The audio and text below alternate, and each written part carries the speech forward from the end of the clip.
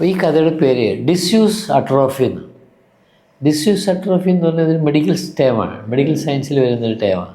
അതായത് നമ്മുടെ കൈ ഒടിഞ്ഞു, അത് പ്ലാസ്റ്റർ ഇട്ടെന്ന് വിചാരിച്ചു, എന്ത് സംഭവിക്കും? അത് ആ പ്ലാസ്റ്റർ മുറിച്ച് കളയുമ്പോൾ കൈ ഇങ്ങനെ തന്നെ വടി പോലെ ഇരിക്കും, അത് ചുരുങ്ങില്ല. പിന്നെ എന്ത് ചെയ്യണം?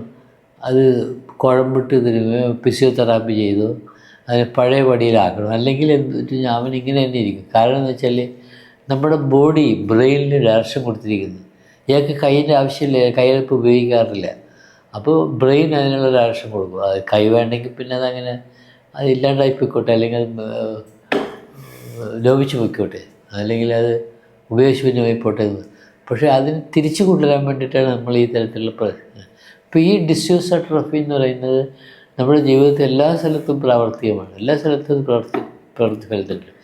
ഇപ്പോൾ ഒരു ചെറിയ ഉദാഹരണം, നമ്മുടെ ബ്രെയിനിൽ ഇത് സംഭവിക്കുന്നുണ്ട്. ബ്രെയിൻ ശരിക്കും നമ്മൾ വേണ്ടത്ര ചിന്തിക്കുകയും അത് വ്യായാമം കൊടുക്കുകയും ചെയ്തില്ലെങ്കിൽ ബ്രെയിൻ സ്റ്റക്കായി പോകും.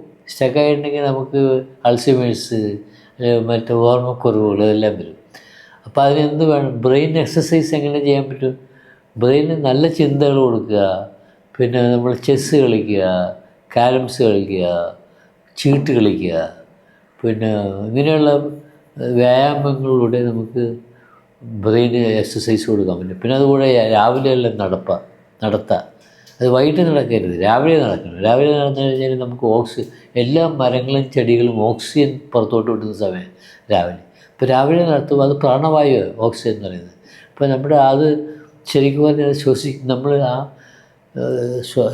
ശ്വസനത്തിലൂടെ ഉൾക്കൊള്ളുന്നത് പ്രാണവായുവാണ്. അത് ബ്രെയിന് ഉത്തേജനം നൽകുന്നുണ്ട്.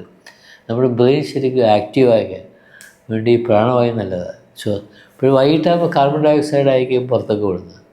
അപ്പോൾ അത് വിഷാംശം നിറഞ്ഞതാണ്, അത് നമുക്ക് നല്ലതല്ല. അതുകൊണ്ട് നമുക്ക് വൈകിട്ട് നടന്ന് നമുക്ക് ശാരീരികമായ വ്യായാമം കിട്ടുമെങ്കിലും രാവിലത്തെ നടപ്പോലുള്ള ഒരു ഊർജ്ജസ്വലമല്ലത്.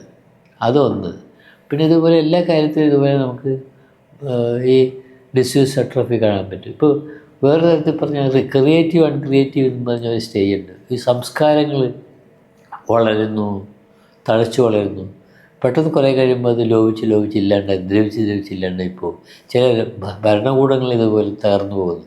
അവിടെയെല്ലാം സംഭവിക്കുന്നത് വെച്ചാൽ ഈ ഡിസ്യൂസ് അട്രോഫിയുടെ വേറൊരു പ്രകടനമാണ്. നമ്മൾ പാടത്ത് കൃഷി ചെയ്യുന്ന സമയത്ത് എന്ത് സംഭവിക്കുന്നു? 100 മേനി വിളഞ്ഞുകൊണ്ടിരുന്ന നെല്ലി അത് കുറഞ്ഞത് 90 ആവും, 80 ആവും. പക്ഷേ അതിന് പകരം നമ്മൾ നെല്ലിനെ ഫ്രഷപ്പ് ചെയ്യണമെങ്കിൽ വേറെ പായവലാക്കി കൃഷി ചെയ്ത് മണ്ണിനെ കൂടുതൽ ഫലഭൂയിഷ്ടമാക്കുമ്പോൾ പിന്നെ കൃഷി ചെയ്യുമ്പോഴത്തേക്ക് 100-ന് പകരം 110, 120 കിട്ടിക്കൊണ്ടിരിക്കും. അപ്പോൾ അവിടെ അതിന് ഫ്രഷ്നെസ്, അല്ലെങ്കിൽ അതിനെ ഉത്തേജിപ്പിക്കുകയാണ് ചെയ്യുന്നത് മണ്ണിനെ. ഇപ്പോൾ അതിൻ്റെ റിസൾട്ട് പോസിറ്റീവായിരിക്കും. അപ്പോൾ ഇതേപോലെ എല്ലാ സ്ഥലങ്ങളിലും ഈ ഒരു ഡിസ്യൂസ് അട്രോഫി വേറെ രൂപത്തിലാണെന്ന് മാത്രമേ ഉള്ളൂ, അത് കാണപ്പെടുന്നുണ്ട്.